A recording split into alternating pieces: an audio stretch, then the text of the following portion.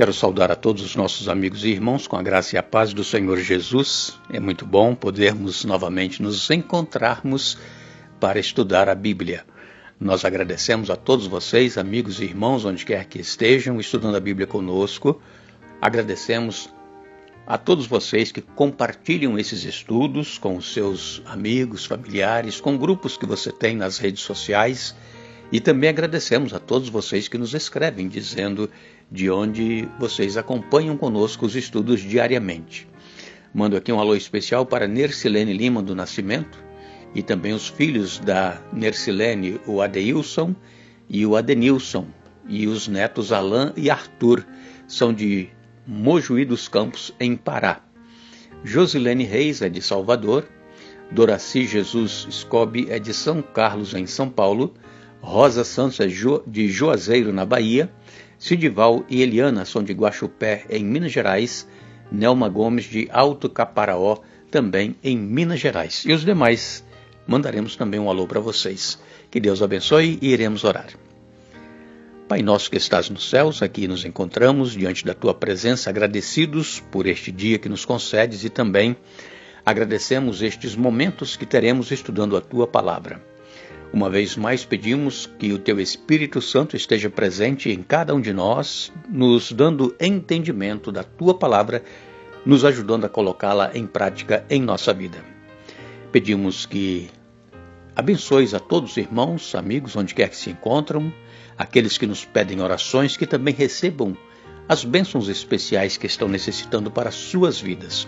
Pedimos agradecidos em nome de Jesus. Amém. Ontem, no estudo que fizemos, nós vimos a reação de Esdras, que está em Esdras, capítulo 9, versos 1 e 2.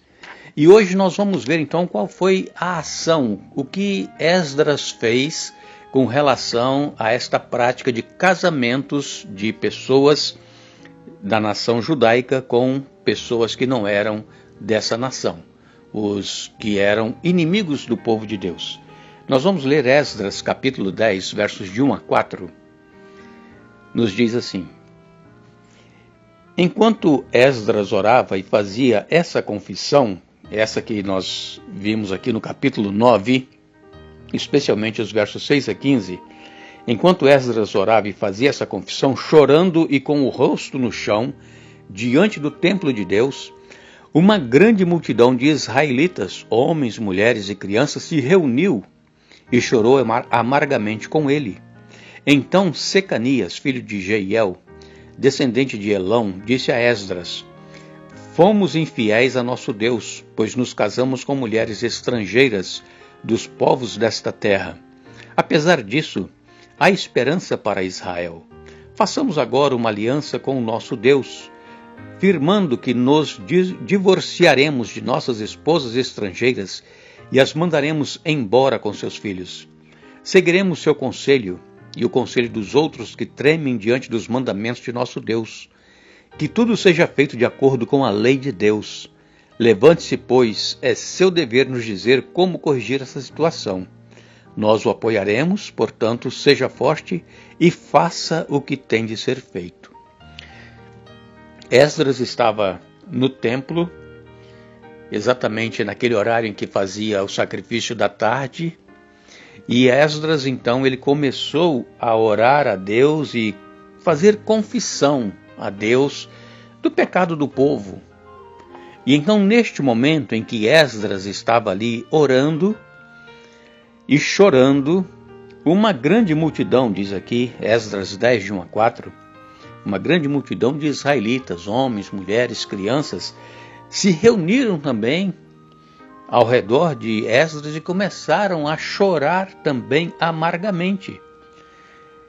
E então um dos que estava ali, Secanias, ele era filho de Jeiel, descendente de Elão, então ele disse para Esdras que realmente eles tinham sido infiéis. Eles desobedeceram a Deus, eles se casaram com mulheres de outras nações, e isso estava trazendo problema para o povo judeu. E eles então, segundo Secanias aqui, estavam dispostos a se divorciarem de suas mulheres estrangeiras e mandá-las embora para suas terras.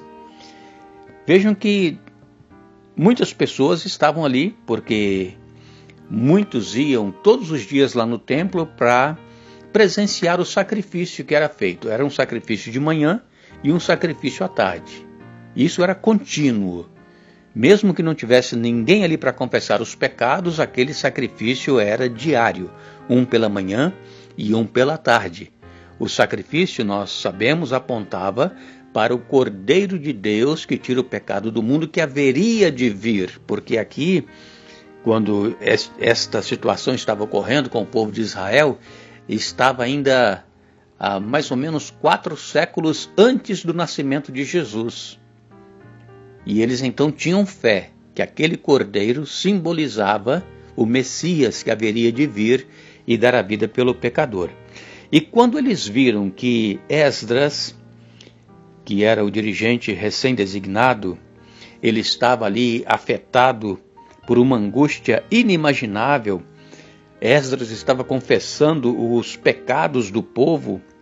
Então esses homens e essas mulheres que se ajuntaram, naturalmente eles ficaram impressionados com essa atitude de Esdras. A sinceridade de Esdras comoveu essa multidão de tal maneira que todos choravam. E a princípio Esdras, ele tinha se ajoelhado para orar com as mãos estendidas para cima, está aqui em Esdras, capítulo 9, verso 5. Porém, ele, compreendendo de imediato a atrocidade do pecado do povo, Esdras então se lança por terra em sinal de extrema humilhação. Aqui ele estava já com o rosto prostrado em terra. Foi ali, naquele momento, um ato tão emotivo que não poderia deixar de impressionar de uma forma muito forte aquela congregação que estava ali assistindo e compreendendo o significado do que Esdras estava fazendo. É interessante nós lembrarmos que Secanias, ele então apresentou a Esdras sugestões concretas, o que implica que esta situação deve tê-lo deixado pesaroso por algum tempo. E Esdras ainda não havia dado o seu conselho nesse assunto. Secanias, ele estava considerando, sem nenhuma dúvida, que os matrimônios realizados contra a lei não somente eram nulos, mas careciam de validade. E nós nos lembramos que na lei de Moisés era permitido o divórcio por várias causas. Nós encontramos lá em Deuteronômio, capítulo 24, também lá em Mateus 19, verso 3, quando Jesus disse, que por causa da dureza do vosso coração, Moisés permitiu que se desse carta de divórcio. E as cartas de divórcio naquela ocasião eram por qualquer motivo banal. Se a esposa estava em casa fazendo comida e queimava lá a comida, o arroz ou o feijão, deixava queimar, o marido chegava em casa e dava carta de divórcio, ela tinha que ir embora. Era assim que funcionava. Então, veja que, por causa da dureza dos corações, Jesus disse que Moisés tinha dado a permissão para que as pessoas, então, os homens, dessem carta de divórcio para as mulheres. Então Esdras, ele conhecia muito bem esse termo que era usado regularmente para o divórcio, e Esdras ele decidiu não optar pelo divórcio. E é evidente então que Esdras, que ele era escriba, ele não considerou aqueles casamentos válidos depois que ele descobriu que os homens de Judá tinham transgredido a Torá, que era aqueles 5 primeiros livros da Bíblia escritos por Moisés. Em outras palavras, aqueles casamentos, eles foram anulados porque eles eram contrários à lei divina. Então não era um casamento válido. Eles estavam vivendo juntos, mas não era válido. E então é interessante que, de acordo com o costume daquela época, os ex-maridos, eles teriam cuidado de transferência de suas ex-esposas e também de seus filhos. As esposas normalmente teriam voltado para a casa dos seus pais. A natureza humana, ela não é sujeita à lei de Deus. Por quê? Porque a nossa natureza carnal, a nossa natureza humana, é uma natureza com tendências pecaminosas e somente para as coisas más.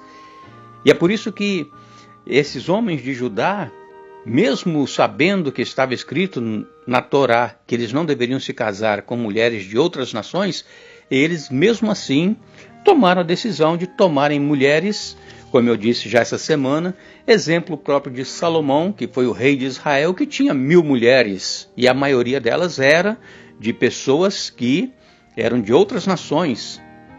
E interessante que Salomão, escolhido por Deus para ser o rei de Israel, ele, quando se casava com mulheres de outras nações, ele construía templos para que as suas mulheres adorassem os seus deuses. Era uma contradição muito grande, né? A pessoa dizer que serve a Deus e fazendo coisas para os outros adorarem um ídolo, não é mesmo? Então, a nossa tendência é essa, é uma tendência má, é uma tendência pecaminosa. E hoje também nós temos este problema dentro da igreja, de pessoas que se casam com outra que não é da mesma fé, que não é cristã. E este assunto então nós vamos ver amanhã. Que Deus nos abençoe, mas lembre-se, não fostes vós que escolhestes a mim, mas eu vos escolhi a vós. João capítulo 15, verso 16. Que Deus nos abençoe.